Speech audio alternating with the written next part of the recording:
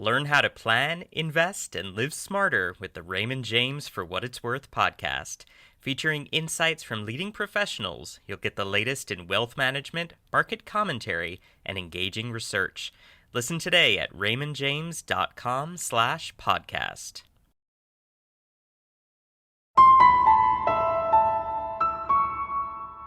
Masterpiece Studio is brought to you by Viking Cruises, exploring the world in comfort. Learn more at vrc.com.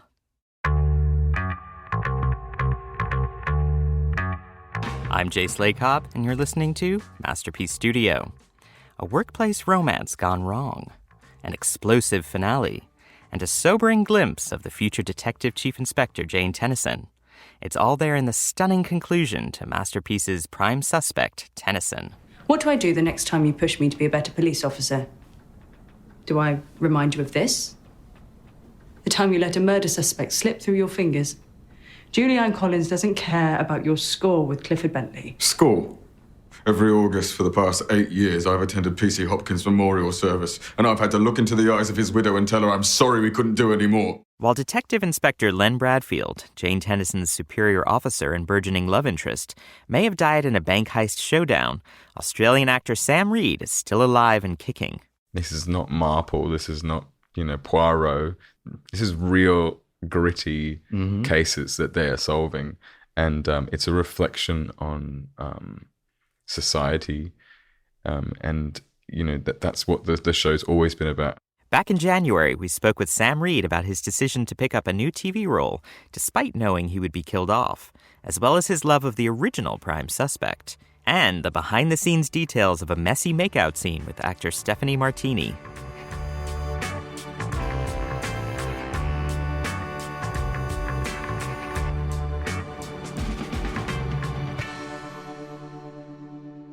This week, we are joined by Tennison star Sam Reid. Welcome. Hey, thank you very much. Going into the project, did you know that Len would have a limited lifespan? Yeah, I did, yeah. I knew. I signed on knowing that I was only going to be in one season. Yeah. What interested or attracted you most about the project initially? I loved the original Prime Suspect. I was a huge, huge fan of it. And so I was intrigued to see where they would take it.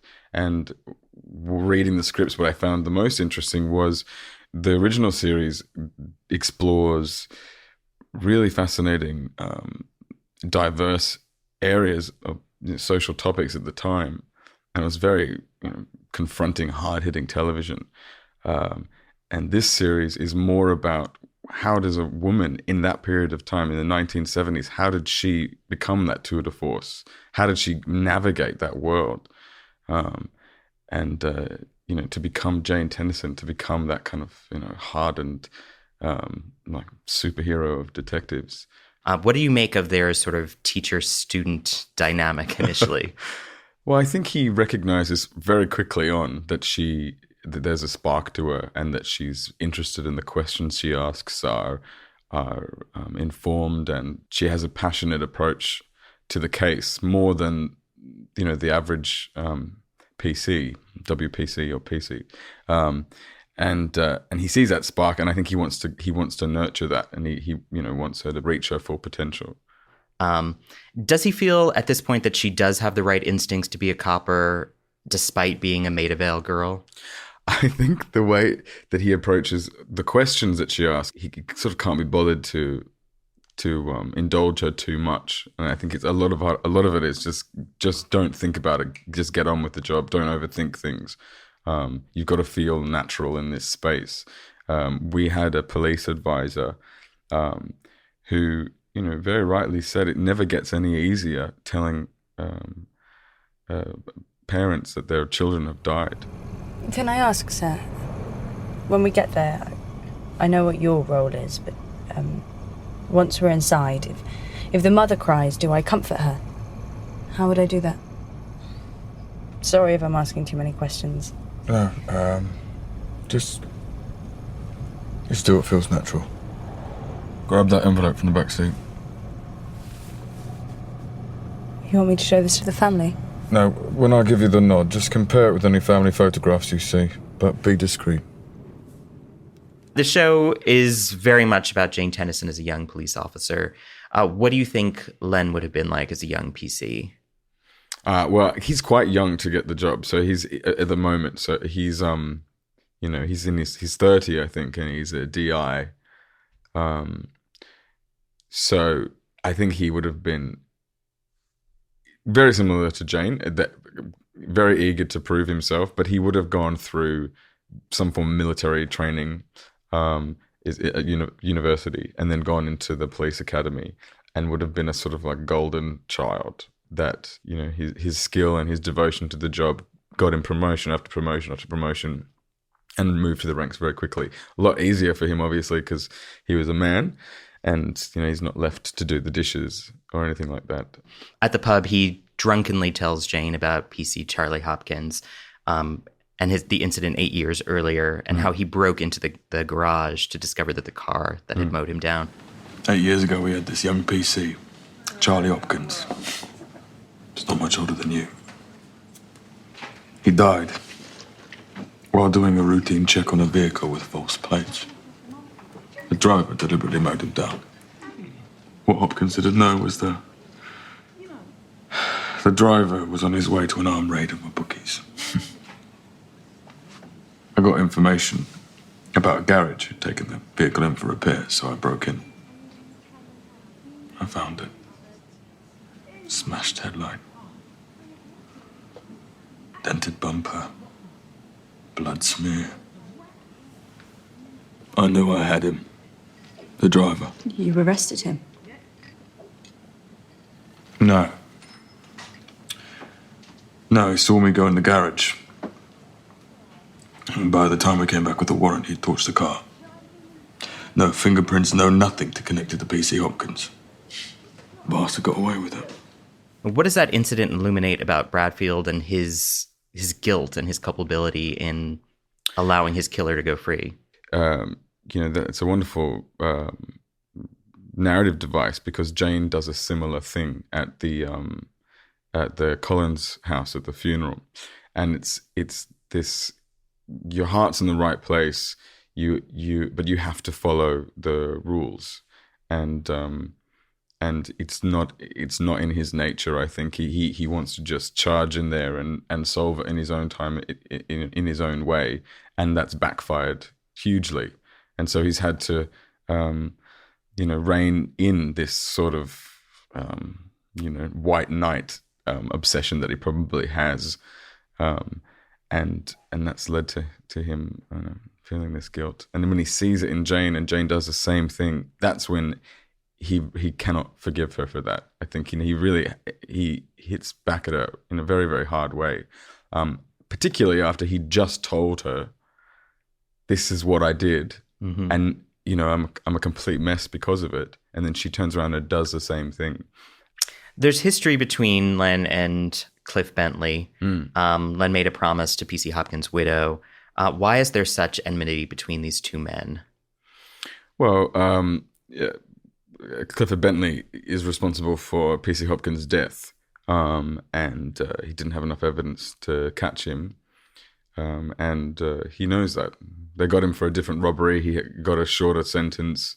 He's his anti-hero. Is his kryptonite, and I think it's that character needs it, because the Clifford Bentley force is the thing that ends up driving the whole narrative of the case, essentially, because it completely blindsides Bradfield and leads to his death ultimately. I mean, you're sort of thinking, where is this one case going and this other case, and then they sort of come together. Do you think that he represents sort of an outmoded style of policing, with his sort of threats of sending a welcome party to Cliff? Absolutely, yeah. Before this next question, a brief word from our sponsors. Masterpiece Studio is brought to you by Viking Cruises. See the world differently by exploring differently. Learn more at vrc.com. Masterpiece Studio is also brought to you by Farmers Insurance and their 88 years of experience, helping people so they can prepare for the unexpected. They know a thing or two because they've seen a thing or two. Find an experienced agent at farmers.com. Do you have a favorite scene from the season? I think probably the day that I enjoyed the most was Stephanie and I have a scene, when we first kiss, and we have to be drunk in that scene, and the director snuck us a bottle of vodka, and he said, like, I think you guys have to be actually drunk to do this. But seriously, I'm very Drunk? grateful.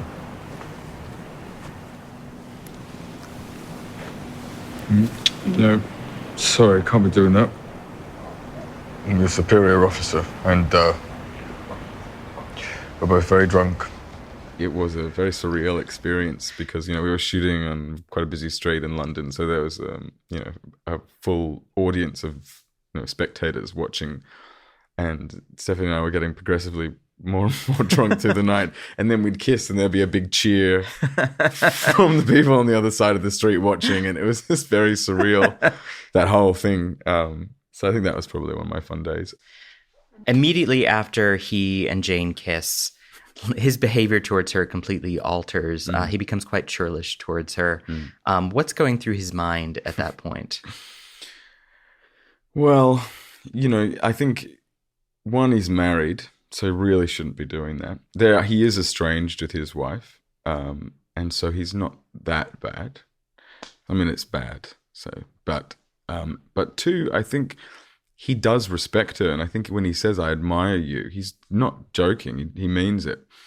And I think there may be a bit of paranoia that she's sleeping her way to the top or trying to get a promotion or something like that. That he's not sure what just happened. I think because they are so drunk in that scenario.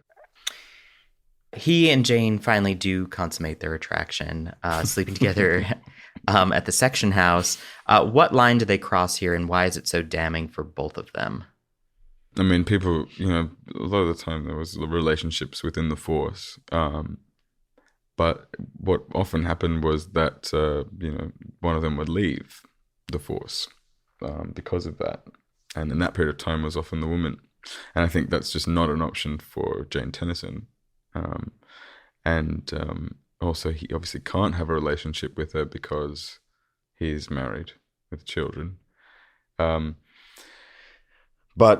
it blindsides them. I think that's what he's paranoid about, is he wants to get on with the job. He wants to solve the case. And, bearing in mind, the whole thing happens over 3 days. So, the more lingering looks, the more kind of, distraction there is, the slower it's going to take to solve the case. And so there is that sort of back and fro where he's drawn to her and he wants to hang out with her and he wants to speak to her and he wants to kiss her, but the rest of the time he wants her to go away because she's a massive distraction for him.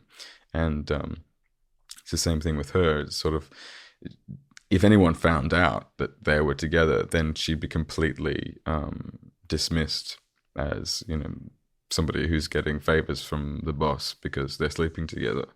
So yeah. And it is revealed despite this that, yes, he is married with children. Did you know about that twist from the beginning, and did it change how you saw the character? Yeah, once I found out, you feel more guilty, I think. You're just constantly carrying around the shame. And I think he's a man riddled by shame, riddled by guilt. And it's very hard on people when they make mistakes, probably as a reflection on himself. I mean, should it change how we, the viewer, should see his character? I hope so. Yeah, I hope that people, sort of, they fall for him in the way that Jane will fall for him in the first couple of episodes, and then I think he does become.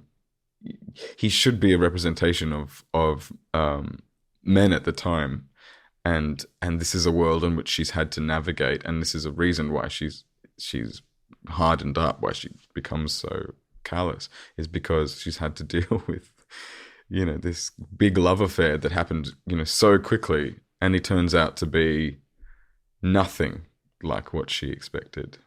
Why do you think that Jane herself has remained so popular? I mean, there are, Endeavour obviously spun off of Inspector Morse, but it's rare, I think, for a female detective to sort of get her own prequel series. Why do you think the character of Jane has endured for so long? Besides, obviously, Dame Helen Mirren, but the character itself, I think, is so fascinating. Well, I think, look, at the time, I think there wasn't a character like that. There wasn't a female lead of a show where she was brazen, where her, sexual partners were just, pieces of meat on the side because she had a job to do, where she commanded a room like that. And, I think it was a little too late. Like, we crave strong female characters. We need them.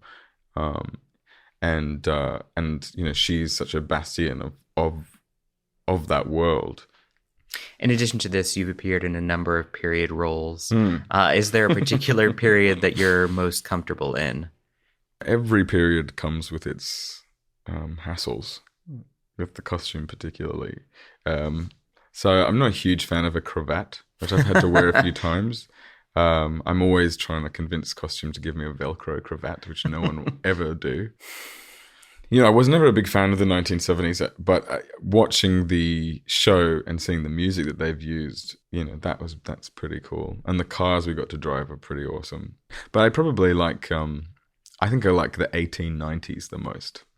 1890s were a good time. Yeah, it was a really interesting time in history because it was the birth of the Industrial Revolution. Everyone was dirty, like you couldn't avoid it, and so there's a sort of like everyone's sort of got syphilis and everyone's covering it up, and soot is covering the syphilis. Yeah, so that's a really fun period to do.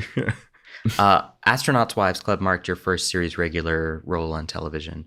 Would you consider doing another American TV series? Yeah, I had a great time doing that. It was obviously with Lona Scherfig, who I did The Right Club with, it was a big draw for the reason why I wanted to do that project. I did a miniseries called Hatfield and McCoy's which is an American project as well, and I had a wonderful time. I mean, I love working with Americans. American actors are amazing, I think. Incredibly professional people. I love working here. Whose career would you most like to have? Or phrased another way, I mean, who are your acting heroes? Oh, Gary Oldman. Yeah, definitely. Gary Oldman. Yeah, Gary Oldman. Whenever I'm having a bad day on set, I will sit and read Gary Oldman interviews. It always makes me feel better. That's a very specific thing. Yeah. I don't know what it is. I think it's because he's so candid about his experience.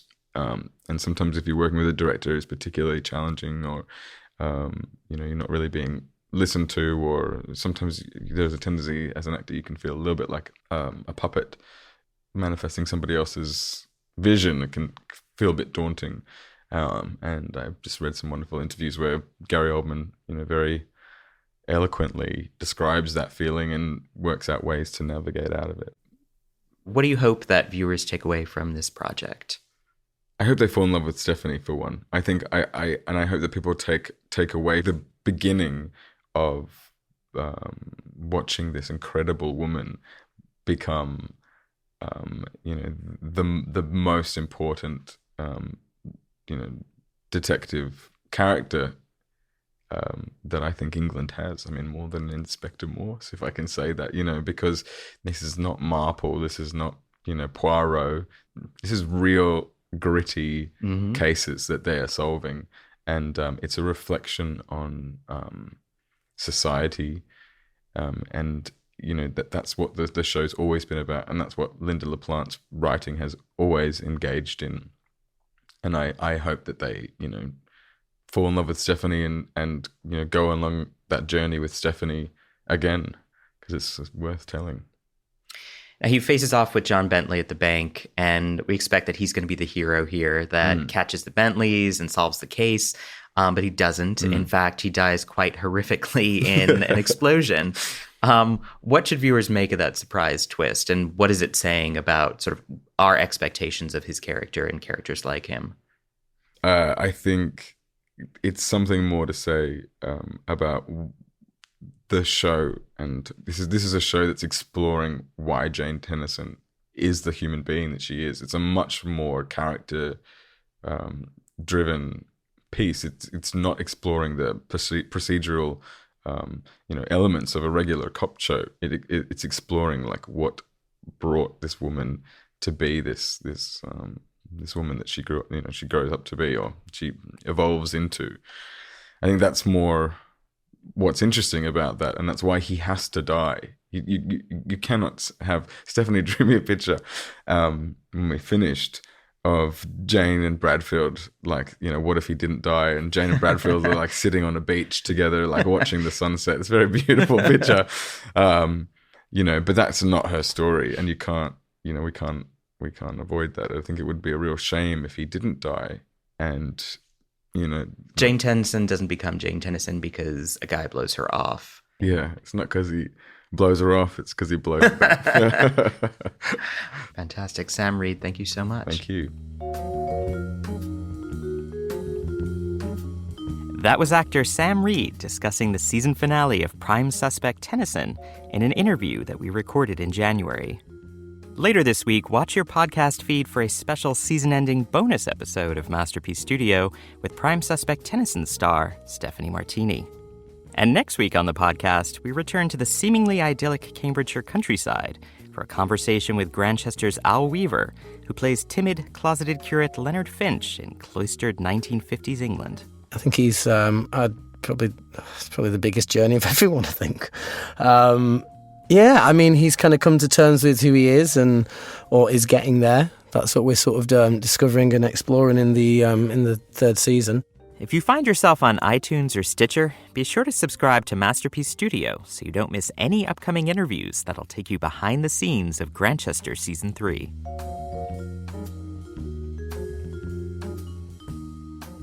Masterpiece Studio is hosted by me, Jace Lacob, and produced by Nick Anderson and Rachel Aronoff. Alicia Baitup is our editor. Special thanks to Barrett Brontes and Suzanne Simpson. The executive producer of Masterpiece is Rebecca Eaton. Sponsors for Masterpiece on PBS are Viking Cruises, Farmers Insurance, and the Masterpiece Trust.